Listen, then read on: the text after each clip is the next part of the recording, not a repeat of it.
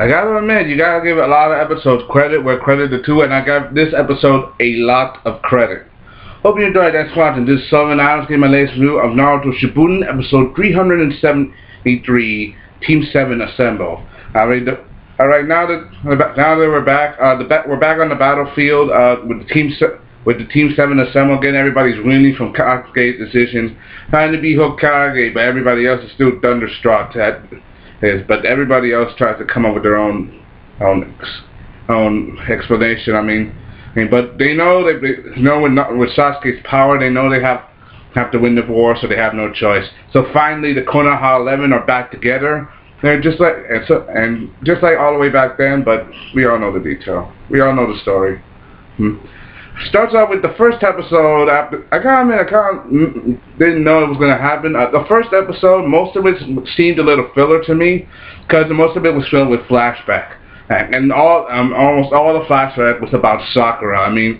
Seeing Naruto and Sasuke, how strong they are and how much they've grown ever since they were younger. So Sakura trained hard for over 3 years so she can catch up with those two, knowing that even though she was smarter than Naruto. Naruto always went a step ahead with his training and tried his hardest, knowing she was in love with Sasuke, but Sasuke never really loved her back, and he was always so focused on his own ninja skills, and other decisions. But she swore that she would not be helpless. She wouldn't be that same little girl that she was. She trained hard.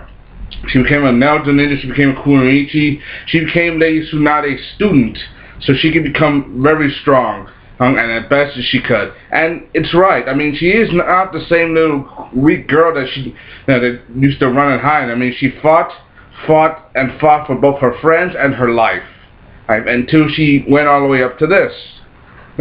Sorry, a little despondent. But you gotta admit, I am right.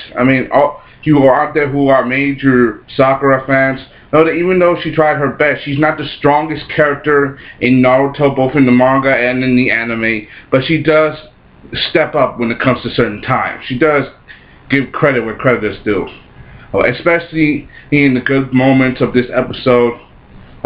When she awakened the mark, Tsunade's mark, her forehead. Apparently she spent 3 years concentrating her chakra in the spot so she can sit by her forehead, and it gave birth to that mark.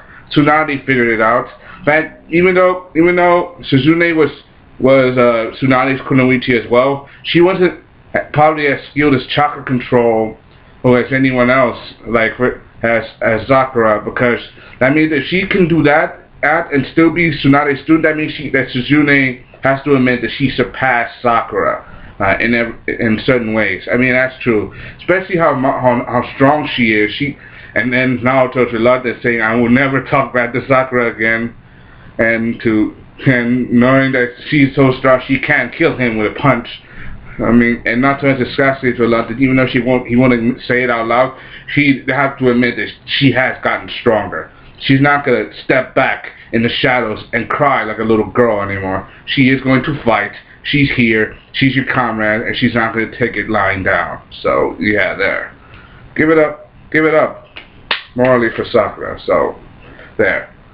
Also in this episode, you got to give a lot of props, even though most of those flashes weren't around the original manga that I read, but you got to admit,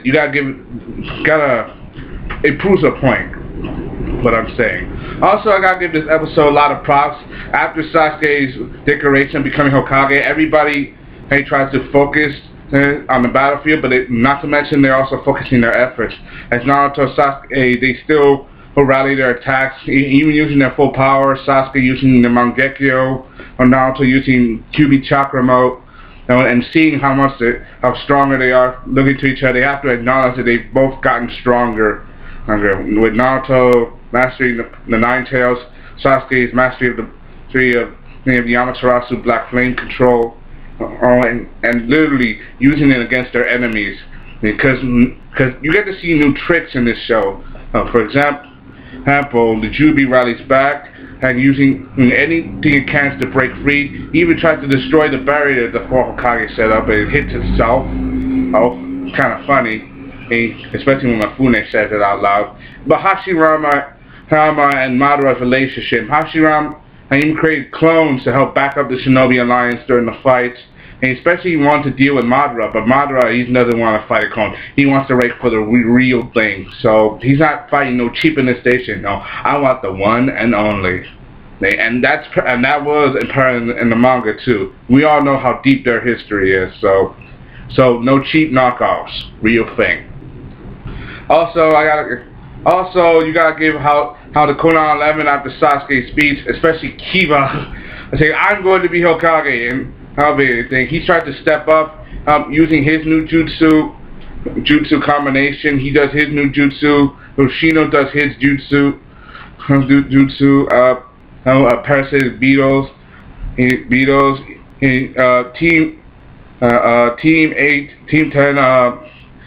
10. What do you call? The Ino Shigemaru, Ino and Choji. They use a combination style of all their abilities at once to create one massive attack. And what is it? Not gonna give away too many stuff, because like I said in my last couple videos, I've tried to at least dial it down but make it interesting. It's like they're all stepping up after another, one after another after another. Especially Hinata. I mean, we've seen how Hinata strong she is. I mean, especially she's trying to make sure she becomes two things. One, because she wants to be strong, and two, she also wants to keep up with Naruto. Especially after Neji gone, because Neji was her was the person who helped guide her to where he is. Also Naruto, mostly because of her feelings to him. And she even tries to do everything, including the 8 64 palm, but she never completely used it at battle. She was only at halfway at 32, but she used full 64 in battle. That means she's definitely is strong. So you can't deny that Hinata didn't exactly fall out of the bed sleeping. So you gotta give her credit where credit is due. They all stepped up one after another after another. Especially when I saw at the end a new way deadlock, like summoning jutsu in the best way. Kind of like in the old Naruto show. Like the old Naruto deadlock signing showdown. That's probably one of my favorite Naruto episodes from the original series. It's like from the first half of Naruto, especially from the first half. Because my favorite is always the action fight back. Next week's episode, new era, and it is a new era. Especially some of the fighter points, some combination styles, like what I said in this episode, but the same thing. You gotta give credit where credit is due, and these episodes are getting a lot of credit. We're catching them to the original manga, even though we're still a lot of chapters way behind, way behind, and it is going to canon, even though with some filler that we've seen from the last couple episodes, like some stuff that we didn't know about, they adding more to the story, but that's the way it works, especially when dealing with animation and drawing. Remember, animation takes months to advance, and not to mention how much hard work they're doing, and it takes a lot of effort to do this kind of thing. So yeah, not to mention the fact that this episode pretty much is probably a fan favorite, because it is for qualities. I mean, especially with everybody in Reluctance, and I put the link down in the description. What do you think of this episode? What do you think what I said about the first part, and what do you think I said about the end, and with everything? They try their best, and the Hidden Leaf Village are a strong group of people. You can't just because they're down doesn't mean they're not out. The war is not over. They can and will fight, and they will not give up until the last man down. So, hope you enjoyed this one. This is Sellavin review of Naruto Shippuden, episode 373. Hope you enjoyed this one. Comment, subscribe. Thank you. Signing off.